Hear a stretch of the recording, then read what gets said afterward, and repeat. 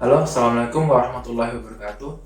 Saya Muhammad Reza Wardani. Kali ini saya akan mencoba untuk mereview jurusan Nautika. Jadi saya akan coba untuk bicara perihal apa itu jurusan Nautika. Untuk beberapa orang menyebutnya dari departemen. Kemudian yang kedua, siapa saja atau jabatan apa aja yang bisa diemban oleh lulusan dari jurusan Nautika. Kemudian yang terakhir, mengapa atau alasan apa saja yang bisa Anda ambil sebelum memilih atau lebih condong ke jurusan Nautika. Jadi akan saya coba bahas di sini.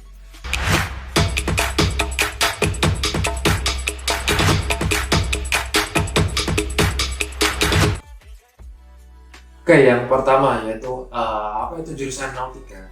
Jadi dari beberapa sumber yang telah saya rangkum, jadi secara garis besar itu jurusan Nautika adalah jurusan yang mempelajari ilmu yang berkaitan dengan pengoperasian kapal, khususnya pada bagian dek kapal dan olah gerak kapal atau navigasi. Jadi nanti lulusan dari jurusan Nautika akan menjadi perwira dek atau deck officer kalau misalnya di bahasa Inggris kan. Untuk bahasa sendiri ya, jurusan Nautika dari departemen atau teknologi rekayasa operasi kapal adalah sama. Mereka ya hanyalah sinonim gitu, hanya saja tempat penerapannya saja yang berbeda. Seperti biasanya kita menyebutkan jurusan Nautika, itu biasanya hanya dalam lingkup di sekolah pelayaran atau akademi saja. Karena Nautika itu nama jurusan. Ya kan, pengucapan deck department itu biasanya kita lafalkan kalau misalnya kita berada di atas kapal, seperti kamu kerja di bagian apa di kapal sebagai anak buah kapal di deck department. Kemudian adapun teknologi rekayasa operasi kapal ini adalah sinonim nama jurusan Nautika di Politeknik Pelayaran Surabaya. Jadi sebenarnya sama saja itu Nautika. Jadi nantinya untuk jurusan Nautika ketika kita sekolah di Akademi Pelayaran, jadi di jurusan Nautika sendiri Anda akan mempelajari mata pelajaran kuliah umum seperti pendidikan agama, Pancasila, bahasa Indonesia, bahasa Inggris, komputer, psikologi sosial, kepribadian, kepemimpinan, matematika, dan fisika terapan. Itu bagian umum. Adapun mata kuliah kejuruan yang memang terkhusus untuk jurusan Nautika, bisa jadi tidak ada di jurusan lain, yaitu antara lain ilmu pelayaran astronomi, ilmu pelayaran datar, penentuan posisi kapal, meteorologi, oceanografi, sistem navigasi elektronik, penanganan muatan dan stabilitas kapal, olah gerak kapal, konstruksi kapal, pengendalian sistem pengoperasian kapal, rancangan pelayaran, prosedur darurat dan SAR (Search and Rescue), dinas jaga laut atau collision regulation, bahasa Inggris maritim, hukum maritim, manajemen medis kapal. Iya, jadi itu tadi mata kuliah teori yang harus dilewati di 2 tahun pertama. Jadi di 2 tahun pertama itu Anda akan mempelajari teori dan praktek, tapi lebih banyak teori pada 2 tahun pertama. Ada praktek bisa dikatakan masih 30-an%, jadi tidak terlalu banyak masih.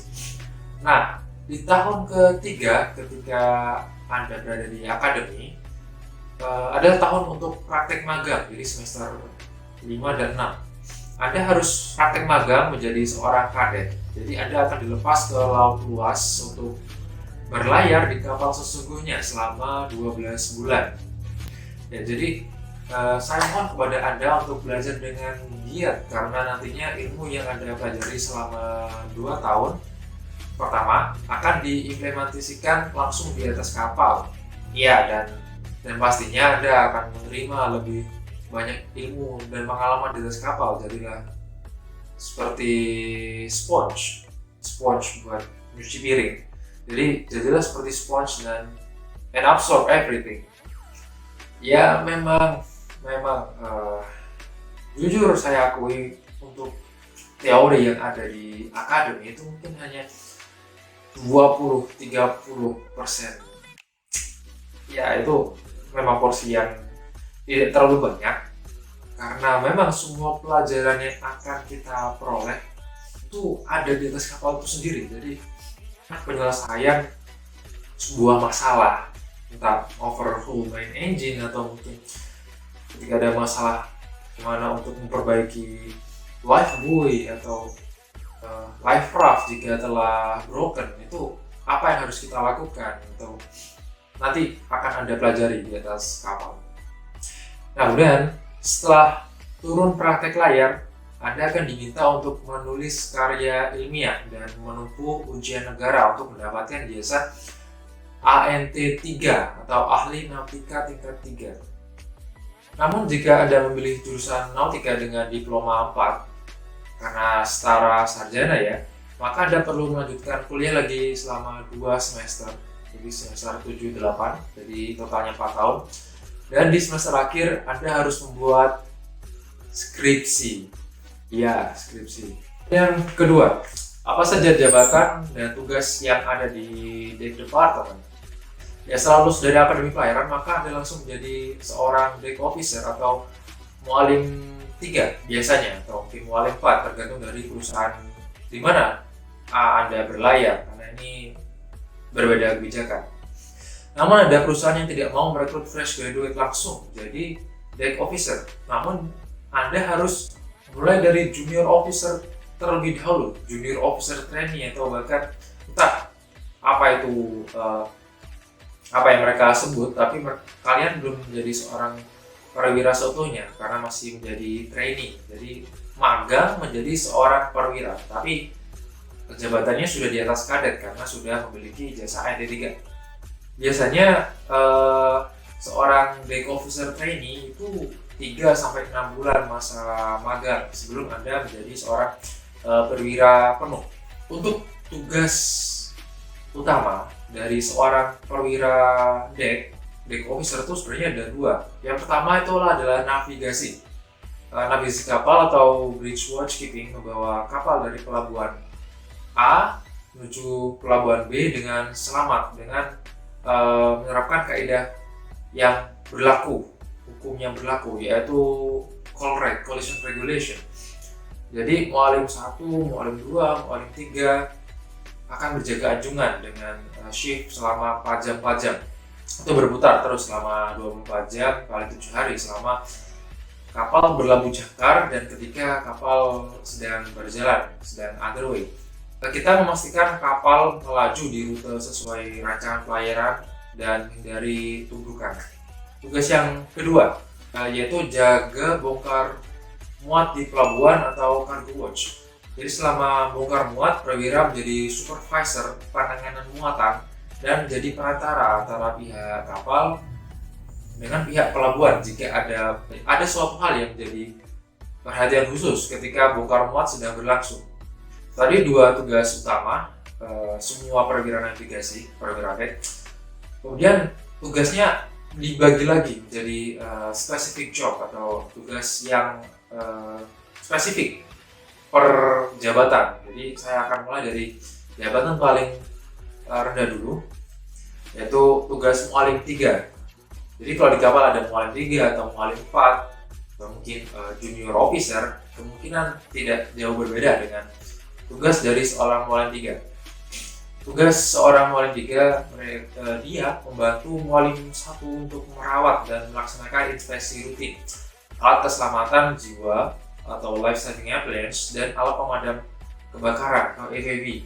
Kemudian membantu kapten perilaku akuntansi, keuangan, dan dokumen awak kapal serta administrasi kapal tergantung kebijakan kapten.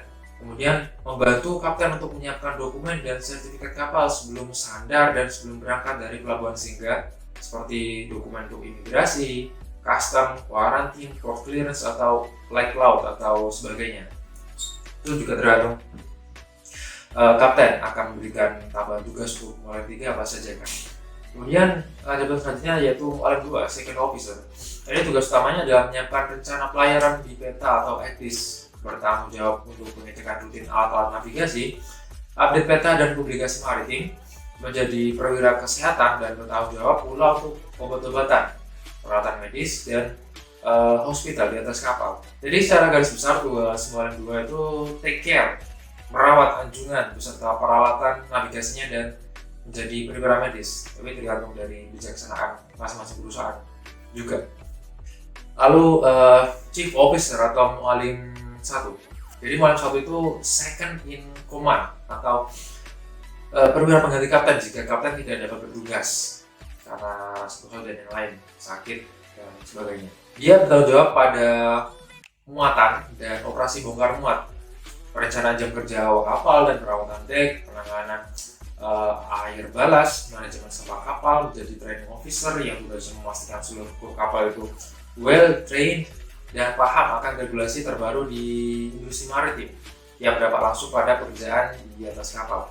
Dan masih banyak lagi tugas mualim satu karena masifnya tugas mualim satu, dia dibantu oleh beberapa anak buah kapal untuk menjalankan tugas-tugasnya tersebut. Jadi biasanya sebelum mulai kerja jam 7 pagi, bosun dan anak buah kapal berkumpul dan mualim satu akan memberikan rencana-rencana tugas yang perlu diselesaikan untuk deck maintenance. Sedangkan untuk safety equipment, mualim satu dibantu oleh mualim 3. Yang terakhir yaitu tugas dari seorang nahkoda. Ya, seorang nahkoda itu overall in charge.